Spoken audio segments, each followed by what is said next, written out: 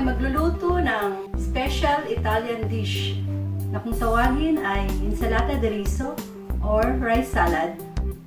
So, umpisa na po natin. Ito po mga kailanganing ingredients. Cheddar cheese, tuna flakes,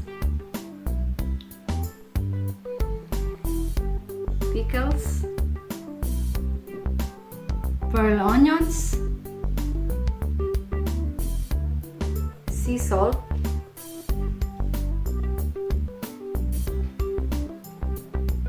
black olives, green olives, cherry tomatoes, corn,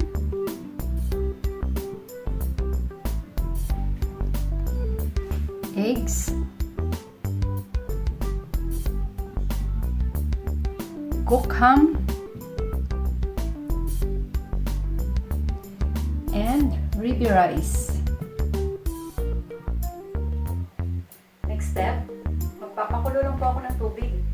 Lutuin na po natin yung bigas. Sasabay ko na rin pong ilagay yung itlog. Ilalaga na po natin ang ating itlog.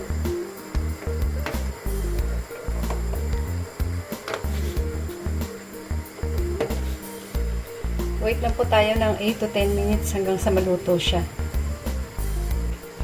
Then, maglalagay lang po tayo ng asin dito sa ating tubig para dun sa ating bigas.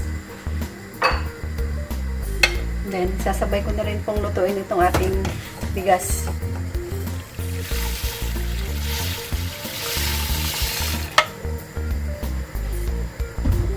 So, wait na po tayo ng 15 minutes hanggang sa maluto po itong ating bigas.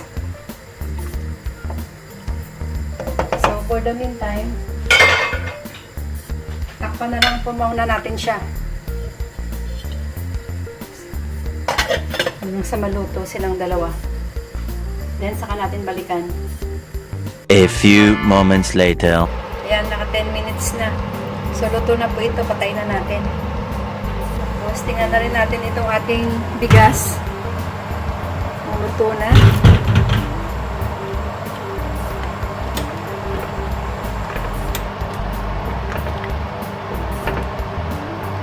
Ito po yung way nila ng pagsasaing dito ng bigas dito sa Italia. Mas marami pong tubig.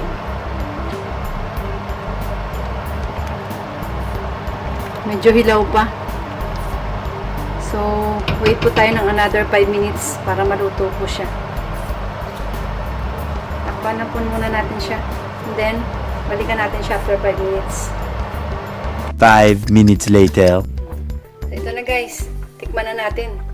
Tingnan natin kung luto na siya.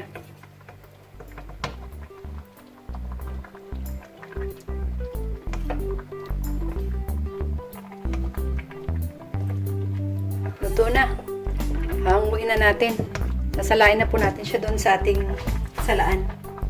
Patayin ko na yung apoy.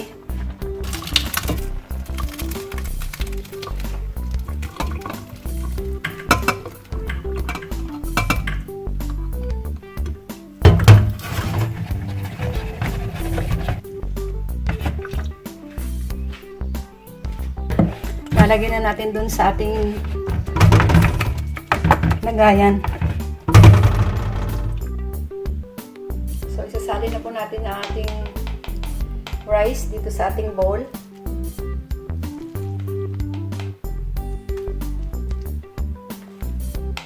Palalamigin na po muna natin siya. Then, tsaka natin isunod yung mga iba pang ingredients. Ihalo natin dito. So, ito po yung gamit kong bigas, guys. Ready-made na po siya. Bali, Riso Ribe po ang pangalan niya. So, sa atin ay Ribe Rice ang tawag. So, kung wala naman kayong mabili nito, ay pwede naman po yung mga ibang bigas. Ibang klase ng bigas, pwede naman gamitin. So, ito po yung cooked ham. Kung tawagin dito ay prosciutto cotto. So, isa-slice ko lang po siya into cubes.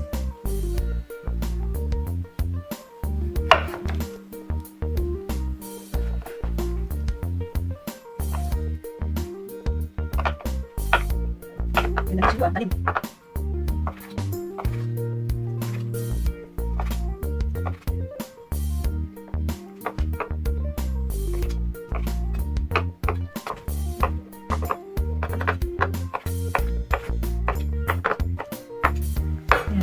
Na po.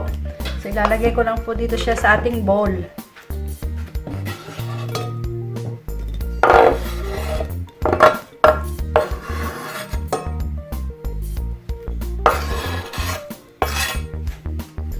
Next, gagayatin ko naman po itong ating kamatis. Ito pong ating cherry tomatoes.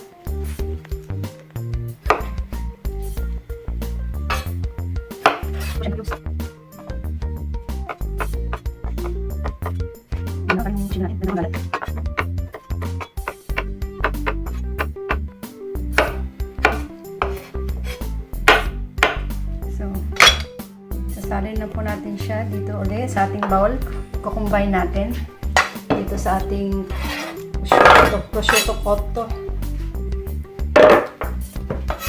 Next, gagayat lang po ulit tayo ng ating green olive.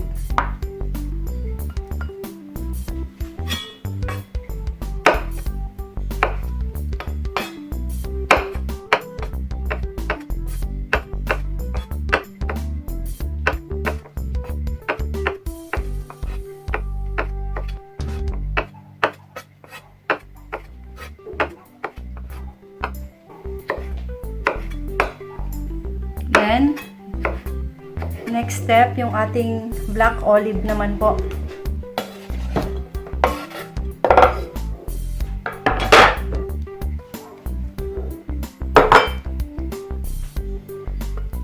Maganda siya at madaming kulay. Colorful ang ating rice salad.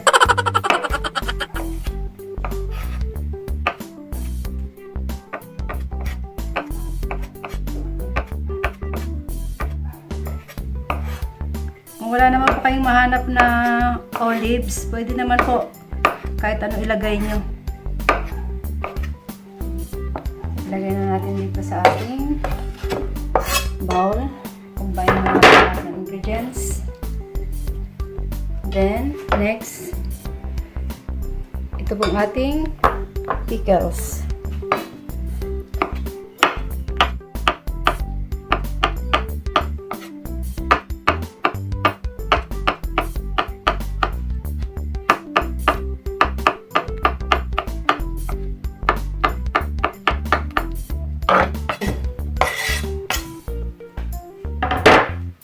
Next, hiwain na po natin ating itlog into cubes din.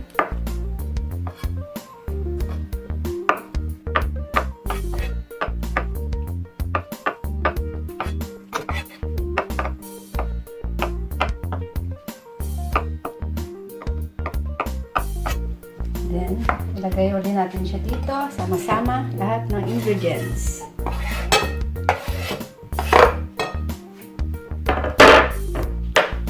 Then, ilagay na po natin ang ating mais. Hindi na po kailangang hiwain. Then, yung ating cheddar cheese. Then, ito po yung ating small onions. Kung wala naman po kayong mahanap doon, kahit po wala na nito, optional lang ito. So, kailangan po rin pala siyang gayatin. So, kasi malalaki.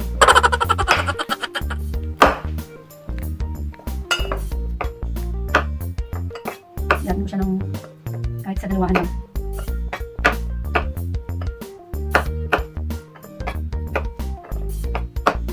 Lagyan natin siya. And then, last but not the least, yung ating tuna flakes. Kuha ng kutsara.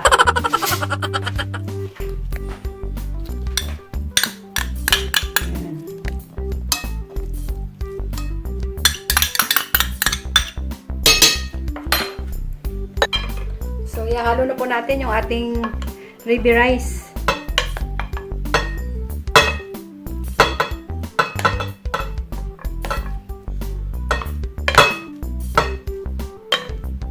Parang hindi na mahalo punong-puno. Punong-puno ang ating bowl.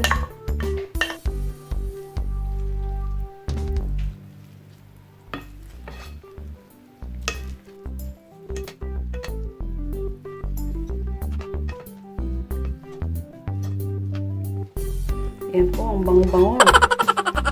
Ang sarap na ng lasa. Bigla akong ginutom. And last, maglalagay lang po ako ng olive oil.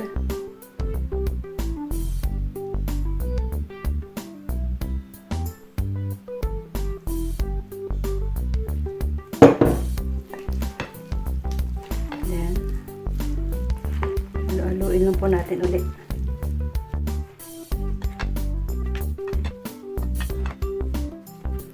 Makulay ang ating rice ensalada. Ready to serve na po ito.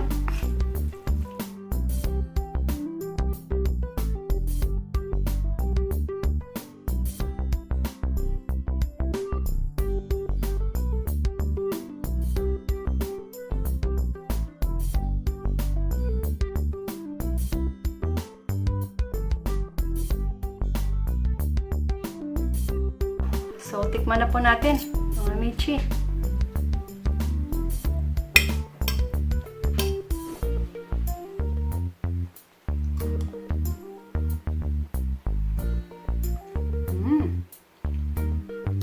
Tama, gusto mo ako. Ang sarap.